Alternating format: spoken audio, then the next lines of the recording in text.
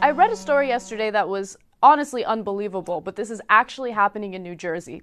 A woman by the name of Louise Marie gave birth 3 years ago, and right after she gave birth, she had her daughter taken away from her, and she's fighting to regain custody of her baby. Well, the reason why the state took her child away from her, her baby, her newborn baby away from her, is because she refused to pre-consent to having a C-section. So she goes into the hospital, she's in labor, the doctor tells her, look, we don't know whether or not you're going to need a C-section yet, but we need you to sign this form indicating that you will allow us to perform a C-section should you need it. She said, no, I would like to deliver this baby vaginally, and if it comes to the point where we have complications, then I will sign the form. Well, the hospital did not like that. So they reported her, and the New Jersey Division of Youth and Family Services took her baby away from her right after she gave birth. She delivered the baby vaginally, everything was fine, there were no problems, but they still took the baby away from her. Okay, now she is fighting in court to get the baby back. And believe it or not, she has lost that court case. Okay, so the appellate court in New Jersey basically said that she put the baby's life in danger and that the hospital was right, except that doesn't make any sense at all because according to the law, individuals are not legally required to consent to invasive procedures, even to save other individuals, including fetuses that lack full legal status.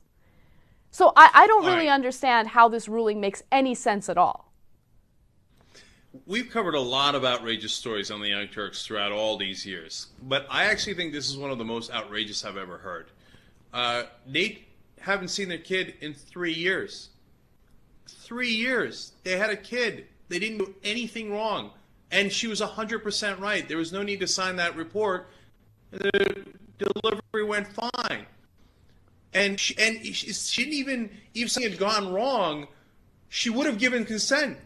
But she just didn't want to do it without her consent at the time. I literally can't imagine a more reasonable case.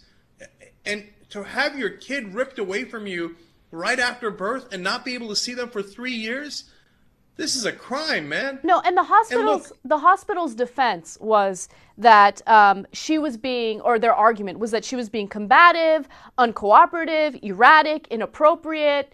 She's in labor. If ever there's a time for a woman to be erratic, it's when she's about to deliver a baby vaginally or give birth to a baby in any way, shape, or form.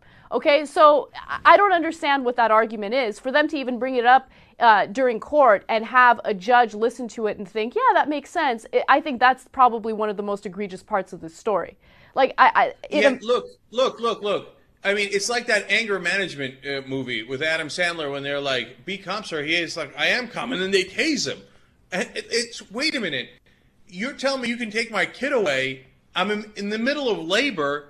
And then when I get upset about it, then I'm being erratic and I'm upset. And so then you got to take my kid away. It's a self-fulfilling prophecy. And it's crazy. Look, the thing is, this gives the government such a bad name, right? These are the kind of things that people look and they go, oh, look at the bureaucrats. Look at them taking away your kids, etc. Because they are in this case. Look, you can have sensible regulations to protect kids. You need sensible regulations to protect kids if their parents are going to do harm to them. But once you go overboard like this, you lose all credibility. This is madness. Give them their kids back, man. Have some decency. And what kind of court system do we have that you keep ruling against these guys for 3 straight years?